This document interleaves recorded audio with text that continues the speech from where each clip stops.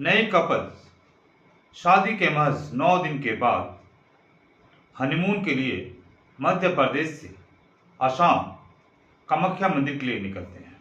वहीं पर कामाख्या मंदिर का दर्शन करने के बाद शिलोंग घूमने का इरादा होता है और शिलोंग के लिए निकल पड़ते हैं। स्कूटी लगाकर पहाड़ के रास्ते ऊपर की तरफ चढ़ने लगते हैं। जैसे ही पहाड़ के ऊपर चढ़ते हैं, उमा रघुवंशी को फ़ोन लगाते हैं और फ़ोन लगाने के बाद उनसे अपनी बातचीत करते हैं। माँ से बात होने के आधे घंटे के बाद मोबाइल स्विच ऑफ हो जाता है और माँ कोशिश करती है अपने बेटे राज से बात करने की और उनकी फ़ोन नहीं लगता। 23 मई 2025 दिन की 1:35 पर उसकी माँ से बात होती है तो इसके बाद से फ़ोन ऑफ हो जाता है, फ़ोन स्विच ऑफ रहता है। इस कहानी के बाद जो घटना बीतती है और जो रहस्य सामने आता है दोस्तों, यकीनन सभी को जानने के बाद सभी की रोंगटे खड़ी हो जाती है।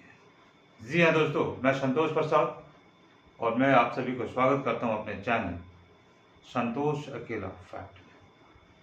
दोस्तों, ये कहानी शुरू होती है मध्य प्रदेश का एक शहर है इंदौर, और इंदौर के रहने वाले सोनम रघुवंशी जिसकी उम्र होती है महज 24 वर्ष।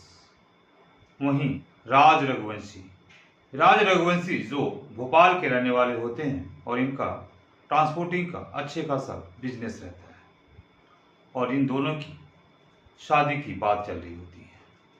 राज रघुवंशी की माँ सोनम रघुवंशी के घर में बात करती है, क्योंकि सोनम रघुवंशी का भी पिताजी जो हैं उनके पापा प्लाईवुड का बिजनेस का कारोबार करते हैं और उसी प्लाईवुड के बिजनेस में जो सोनम रघुवंशी रहती है वो देखभाल करती है और बिजनेस की सारी हिसाब किताब वही रखती है। तभी किसी सूत्र के द्वारा राज रघुवंशी की माता के पास सोनम की शादी की बात छिड़ा जाता है और बात छिड़ने के बाद राज रघुवंशी की माँ को सोनम की फोटो दिखाई जाती है जिसे वो पसंद कर लेती है। पसंद करने के बाद शादी की दिन रखी जाती है और सोनम के घर वाले जितने जल्दी हो शादी करने की बात करते हैं। तभी राज रघुवंशी के माता उमा रघुवंशी शादी के लिए थोड़ा समय मांगती है और बोलती है क्यों ना 2025 के नवंबर-दिसंबर में शादी किया जाए। लेकिन वहीं सोनम के माता पिता और उसके घर परिवार वाले शादी के लिए बेचैन रहते हैं और वो लोग 1 से 2 महीने के अंदर ही शादी करने की बात करते हैं। और ये सारी बातचीत चल रहा था अक्टूबर से नवंबर महीना 2024 के समय में। तभी किसी तरह से बात को 4-5 महीना के लिए टाला जाता है, क्योंकि तैयारी करने के लिए समय चाहिए था। और ये पंडित जी के द्वारा शादी की दिन तय की जाती है 11 मई 2025 को। 11 मई 2025 को राज रघुवंशी और सोनम रघुवंशी की शादी हो जाती है और वहीं पर महज 9 दिन शादी का होता है। 20 मई 2025 को सोनम रघुवंशी अपने पति को हनीमून मनाने की जिद करती है, जबकि राज रघुवंशी को अभी हनीमून पर जाने का कोई इरादा नहीं था।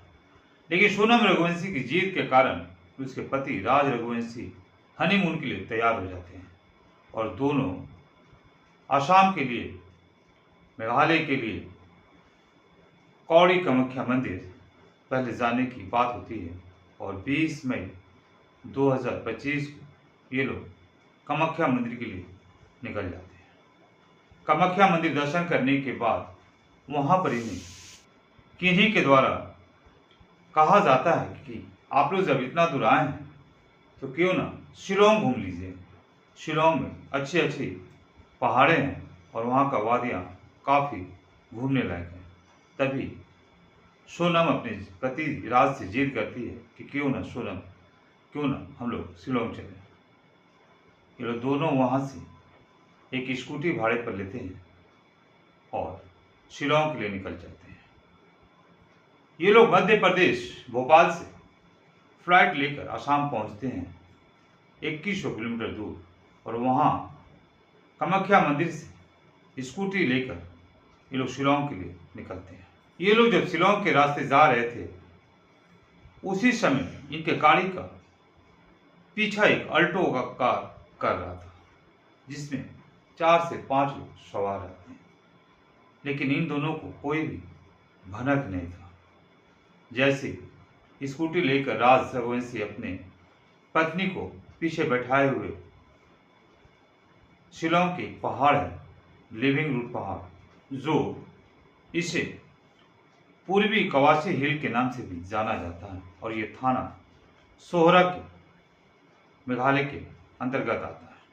वहां पर अपनी बाइक लगाकर घूमने के लिए पहाड़ के ऊपर चढ़ते हैं, और जैसे ही पहाड़ के ऊपर अपना घूम फिर रहे थे, अपनी फोटो वीडियो बना रहे होते हैं, राज रघुवंशी अपनी पत्नी के साथ इस पहाड़ के ऊपर आनंद ले रहे थे, इधर उधर का फोटो ले रहे थे। कुछ ही देर के बाद इनके घर परिवार वालों से, इनकी माँ से, उमा देवी से भी बात होता है, लेकिन 23 मई 2025 का वो समय होता है, वो दिन होता है जब ये लोग पहाड़ों पर अपनी पत्नी के साथ राज रघुवंशी घूम रहे होते हैं। दिन का समय रहता है 1:35। ये लोग घूमने फिरने के बाद 1:35 के बाद इनकी मोबाइल स्विच ऑफ हो जाती है, फोन बंद हो जाता है। उसके बाद घर वाले लाख फोन लगाते हैं, इन दोनों से बातचीत नहीं हो पाता है। हो जाती है रात, और रात होने के बाद घर परिवार वाले को काफी चिंता सताने लगता है।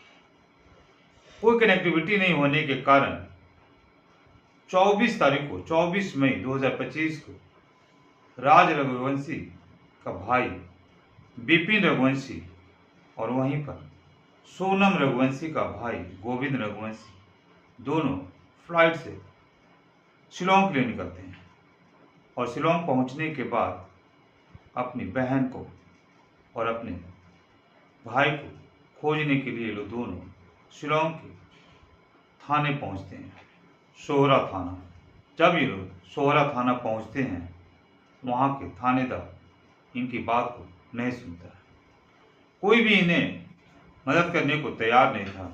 तभी लोग काफी सोच विचार में लग जाते हैं, और पूरा दिन 24 तारीख को ये लोग अपने भाई को, अपनी बहन को इधर उधर खोजने लगते हैं, लेकिन वहीं की पुलिस इनकी कोई मदद नहीं कर रहा था। तभी इनके दिमाग में आता है कि क्यों न किसी अच्छे यूट्यूबर को, यहाँ के यूट्यूबर को सर्च किया जाए, और यूट्यूबर के द्वारा ये न्यूज़ को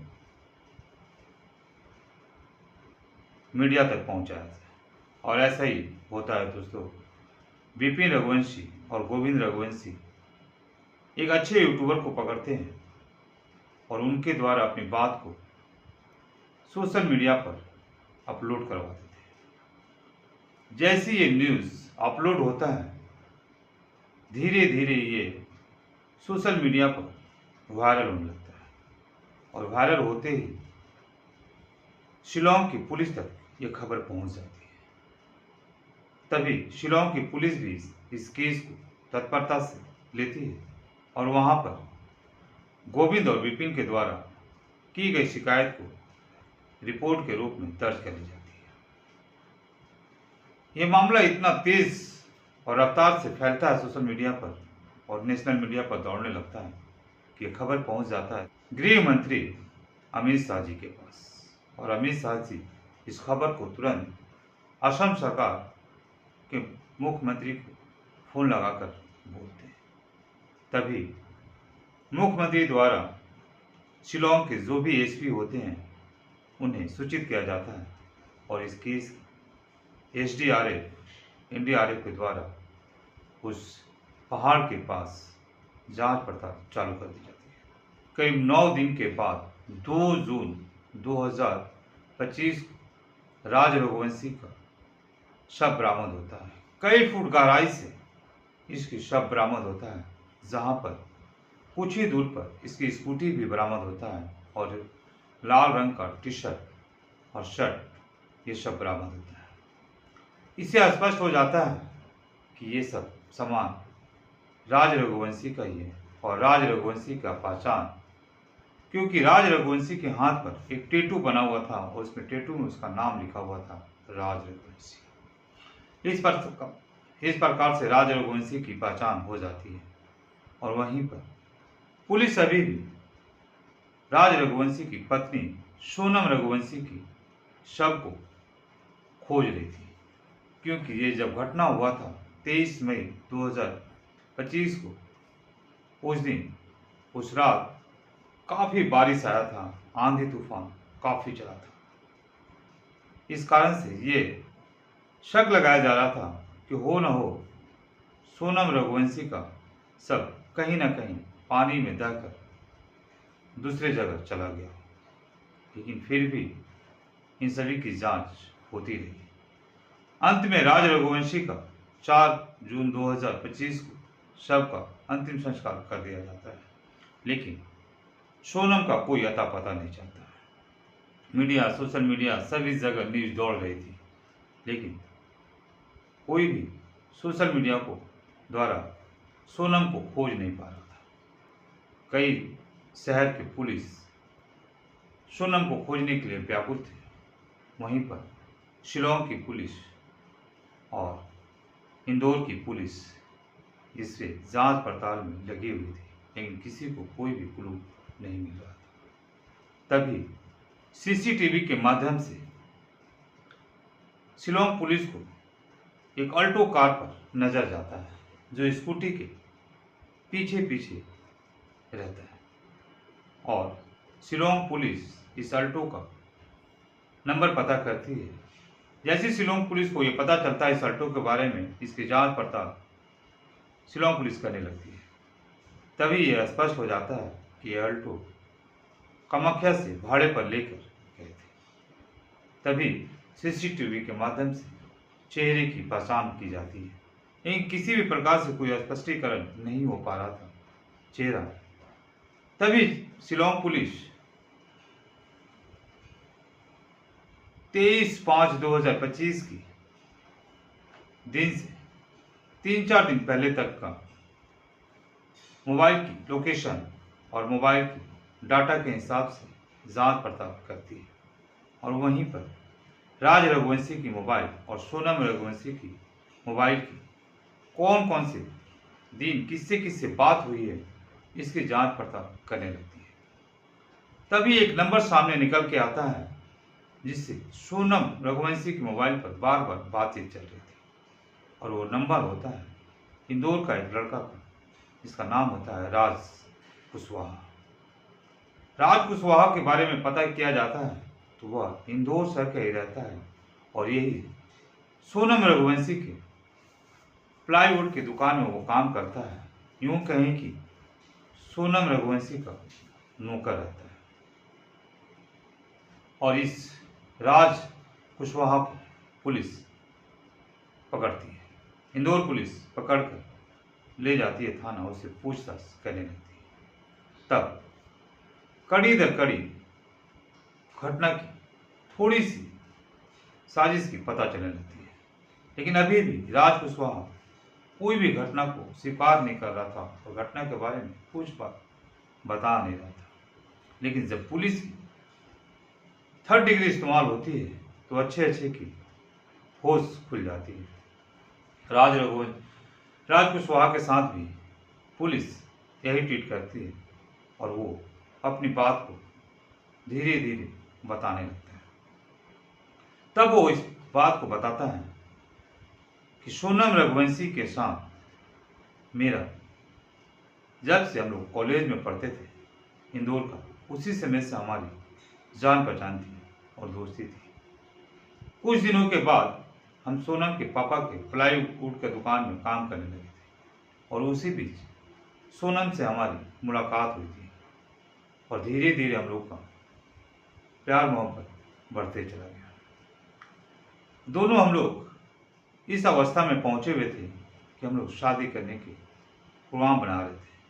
उसी बीच सोनम के माता पिता भोपाल के राज रघुवंशी से इसकी शादी तय कर देते हैं और 11 मई को शादी हो जाती है। चूंकि सोनम मेरे बारे में अपने घर परिवार को नहीं बताती है, लोक लाज और अपने पिता के डर से, लेकिन जैसी शादी होता है हम लोग आपस में ये प्रोग्राम बनाते हैं कि क्यों ना तुम हनीमून के ख्याल से अपने पति को लेकर आसाम पहुंचो और वहां पर उसे हम लोग मार कर वहीं पर फेंक देंगे, किसी को पता भी नहीं चलेगा।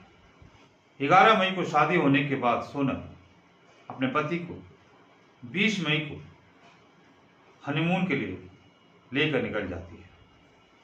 ये सब प्रोग्राम पहले से तय रहता है, इसीलिए सोनम अपने शरीर पर गहनों का बौछार करते हुए इतना गहना पहनती है कि मानो वो 20 से 30 लाख की गहना। वहीं पर अपने पति राज रघुवंशी को भी कई सारे ऑर्नामेंट पहनने को सलाह देती है। राज रघुवंशी भी उसके बोलने पर, अपनी पत्नी के बोलने पर चैन से लेकर और भी कई सारी अंगूठी और कितने सारे गहने पहनकर वो निकल जाता है।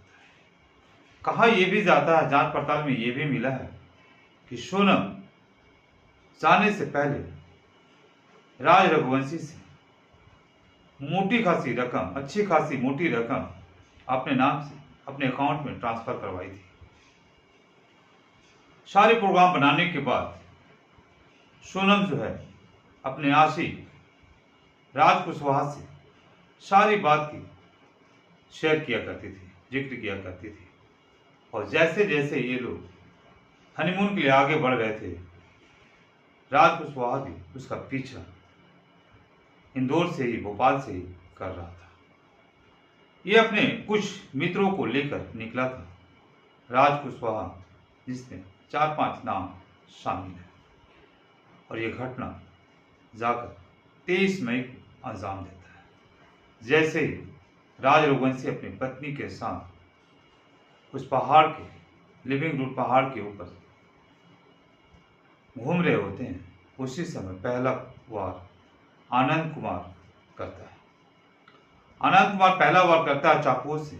उसके बाद विक्की ठाकुर तुरंत उस पर वार कर देता है। तीसरा वार राज कुशवाहा और एक लड़का और विशाल चौहान, पांचों राज रघुवंशी को इस तरह से मारता है चाकुओं से कि राज रघुवंशी की वहीं पर मौत हो जाती है।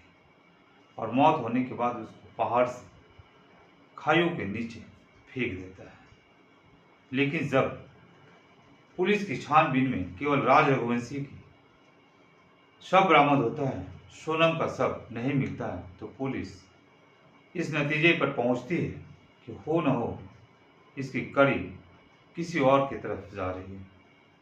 तभी ये लोग इन सभी की डाटा और लोकेशन सर्च करने की ठान लेती है और इन पांचों मुजरिम का पता चल जाता है। बारी बारी करके शिलोंग पुलिस और इंदौर पुलिस इन पांचों को इंदौर से अरेस्ट कर लेती है। वहीं पर अब बच जाती है सोनम रघुवंशी, जो अपने शहर इंदौर से 2100 किलोमीटर दूर शिलोंग में सारे प्रोग्राम को रचती है। वो अकेला पड़ जाती है। तभी 8 जून 2025 की रात 1 बजे, यूं कहें कि 9 जून 2025 की सुबह 1 बजे यह एक गाड़ी से एक होटल के पास पहुंचती है, उत्तर प्रदेश के गाजीपुर इलाके में। और उस होटल का नाम होता है काशीपुर ढाबा। इस होटल का नाम होता है काशीपुर ढाबा, जो बनारस गोरखपुर रोड पर पड़ता है। और ये थाना नंदगंज इलाके के अंदर अंकुशापुर में रहता है। तभी ये काशीपुर ढाबा के जो संचालक होते हैं, जो मालिक होते हैं, साहिल यादव अपने रात के 8 तारीख के रात के 1 बजे उस होटल में बैठे हुए थे। चूंकि ये लायन होटल पर रहता है, बनारस और गोरखपुर का हाईवे पर पड़ता है ये काशी ढाबा। वहाँ रातों भर गाड़ी वाले आते हैं और खाना खाते हैं, इसलिए रात में ये होटल खुला रहता है। उसी जगह पर रात के 1 बजे एक लड़की काली टी शर्ट में और काली पैंट में पहनकर होटल के पास पहुंचती है और वहां एक कुर्सी लेकर बैठ जाती है। कुर्सी लेकर काफी देर से बैठी हुई थी, तभी उस होटल संचालक की एक लड़का, छोटा बच्चा जो होटल में खाना वाना दिया करता था, उसकी नजर इस लड़की पर पड़ती है और ये जाकर पूछता है, मेम साहब आपको कुछ चाहिए तो बोलिए। तभी वो कुछ लड़की बोलती नहीं है, चुपचाप रहती है।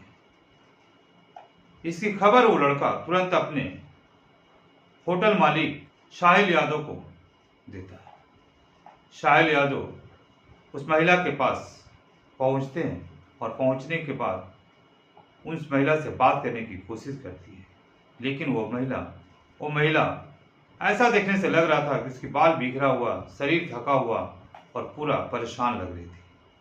तभी होटल संचालक साहिल यादव उस महिला से पूछते हैं कि मैडम कुछ खाएंगे। तब वो खाने की ऑर्डर करती है और उसी दौरान होटल संचालक साहिल यादव से कहती है कि मेरा फोन कहीं रास्ते में गिर गया है, अगर आप अपनी फोन थोड़ा सा दें तो मैं अपने घर परिवार से बात करें।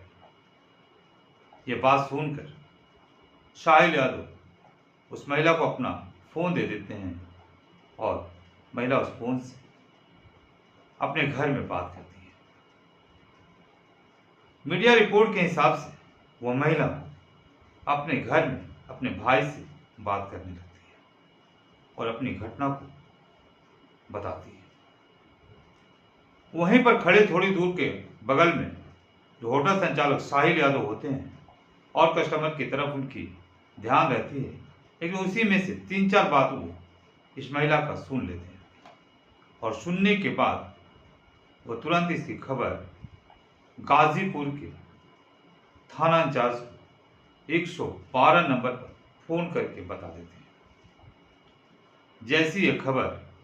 जैसी इसकी खबर गाजीपुर के SHO साहब को पड़ती है, जो नंदपुर इलाके में पड़ता है यह थाना, वो अपने दल बल के साथ तुरंत गोरखपुर बनारस हाईवे के पास वो ढाबा संचालक के पास पहुंचते हैं और वहां से उस लड़की को गिरफ्तार किया जाता है।